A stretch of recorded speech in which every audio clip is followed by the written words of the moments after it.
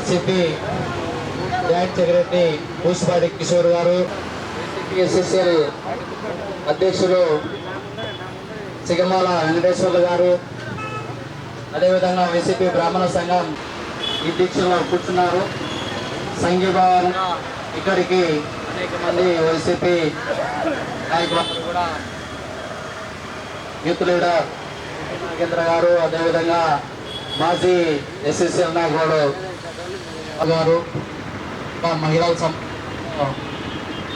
వీళ్ళందరూ కూడా కోరుకున్నారు. మహిళలకు సంబంధించిన వాళ్ళు కూడా వైసీపీ మహిళలు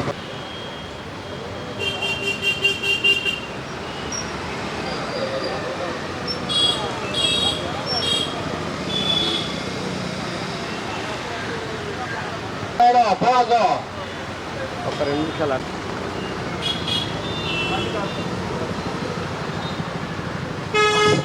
మాజీ కార్పొరేటర్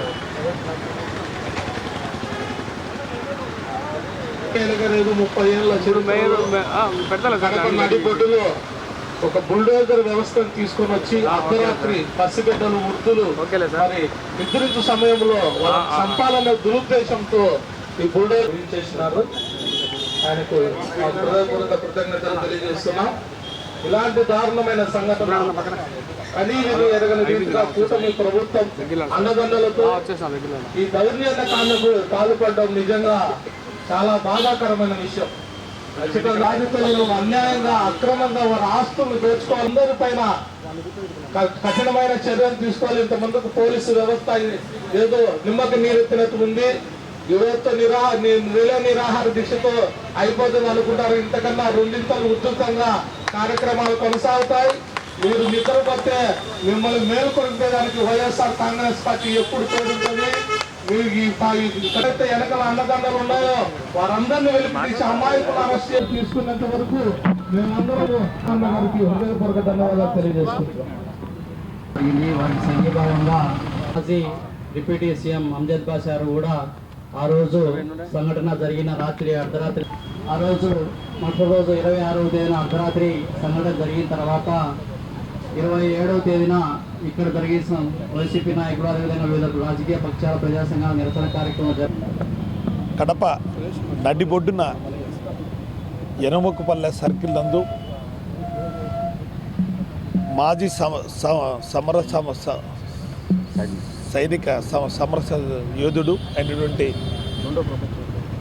నరసింహులు, అలాగే వైఎస్ఆర్సీపీ మాజీ ఎమ్మెల్యే అయినటువంటి గుంటి ప్రసాద్ వారి నివాసాన్ని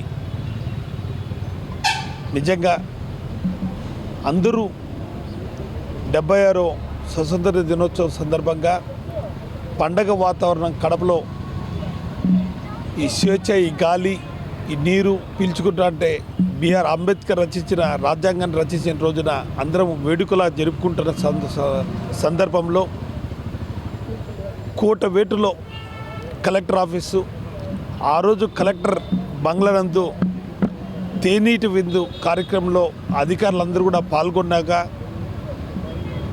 రాత్రి 10 గంటల సమయంలో గూండాలు, రౌడీలు, తెలుగుదేశం కార్యకర్తలు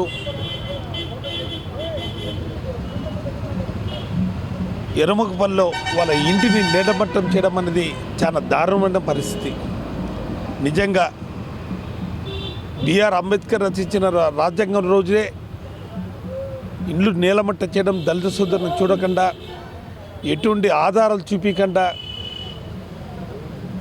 నిజంగా ప్రజాస్వామ్యంలో ఉన్నామా, హిట్లర్ రాజ్యాంగంలో ఉన్నామా అనే పరిస్థితులు దాపరించినాయి కడపలో. నిజంగా కుటుంబ ప్రభుత్వం వచ్చిన తర్వాత ఆంధ్ర రాష్ట్రంలో కుటిల రాజకీయాలు జరుగుతున్నాయి. దౌర్జన్యాలు, దోపిడీలు, మహిళలను చూడకుండా వాళ్ళ మీద అఘాత్యం చేయడం, దారుణమైన పరిస్థితులు ఈరోజు భారతదేశంలో ఈరోజు హిట్లర్ పరిపాలన జరుగుతుంది. నిజంగా ఈ కుటుంబ ప్రభుత్వం వచ్చిన తర్వాత దళితులను చూడకుండా, దళిత సోదరులని చూడకుండా వాళ్ళకి రాజ్యాంగం ప్రకారం అన్నీ కల్పించాల్సింది పోయి ఒక దౌర్జన్యంగా వాళ్ళ ఇల్లు నిలబట్టం చేయడం అనేది చాలా దారుణం. ప్రజాస్వామ్యంలో ఉన్నామా, వాళ్ళ ఎటువంటి వారెంట్ ఉందా, వేకెంట్ చేసే అధికారం కోర్టు ఇచ్చింటే పోలీసుల ద్వారా వేకెంట్ చేయాల్సింది పోయి తెలుగుదేశం పార్టీ గూండాల చేతులకి, కుటుంబ ప్రభుత్వం నా చేతుల్లోకి వాళ్ళు దౌర్జన్యంగా వాళ్ళు చేయడం అనేది దారుణమైన పరిస్థితి. నిజంగా ఈ రోజుకి 16 రోజులు అవుతుంది. సిపిఐ ఆధ్వర్యంలో అఖిలపక్షం అందరూ కూడా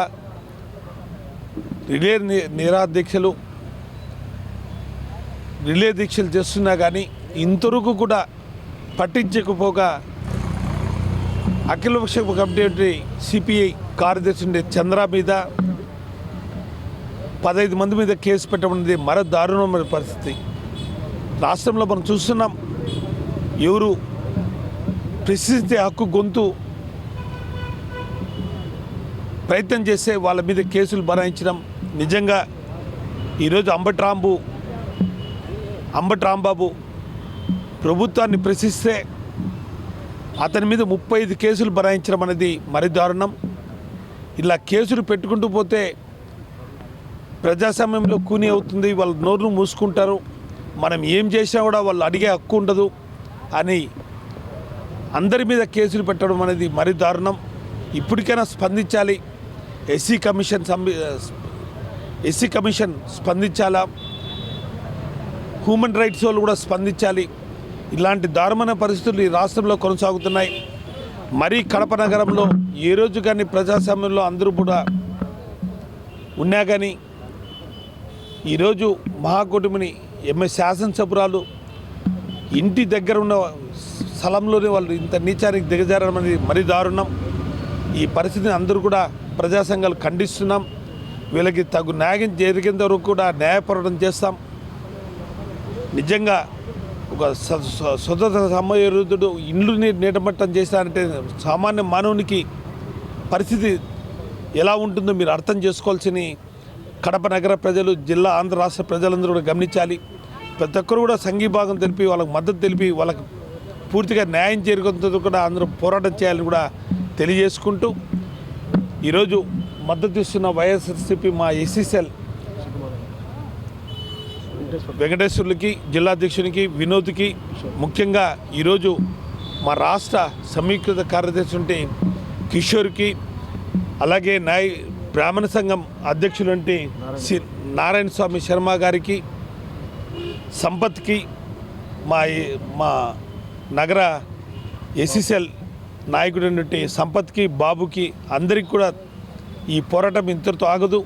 ఇంకా మీరందరూ కూడా మద్దతు ఇచ్చి దీన్ని ఉద్యమంగా చేసి వాళ్ళకి తగు న్యాయం చేసేందుకు కూడా పోరాటం చేస్తాము కూడా ఈరోజు సభకు కూడా తెలుపుకుంటున్నాం. గత చరిత్రలో దళితులతో పెట్టుకొని దళిత వర్గాలను ఏడిపించినటువంటి, దళిత వర్గాల ప్రజలను బాధ పెట్టినటువంటి వాళ్ళు ఏ వర్గంలో ఏ సామాజిక వర్గమైనా కూడా పతనం కాక తప్పదు.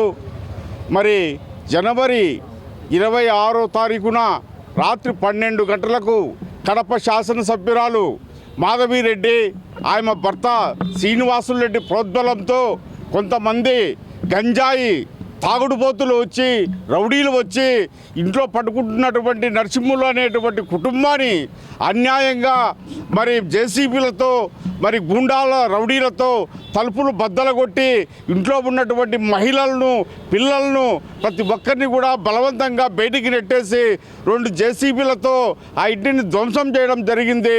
మరి ఈ అంశం మీద మీడియా ద్వారా అయితేనేమి, సోషల్ మీడియా ద్వారా అయితేనేమి, పత్రికల ద్వారా అయితేనేమి జిల్లా వ్యాప్తంగా ఇది వ్యాప్తి చెందించినా కూడా ఈరోజు ఈ అంశం మీద జిల్లా ఎస్పీకి కానీ, జిల్లా కలెక్టర్కి కానీ ఉన్నతమైనటువంటి అధికారుల దృష్టికి పోకపోవడం చాలా ఇది ఆటవిక ప్రజాస్వామ్యంగా గుర్తించాల్సినటువంటి అవసరం ఉంది.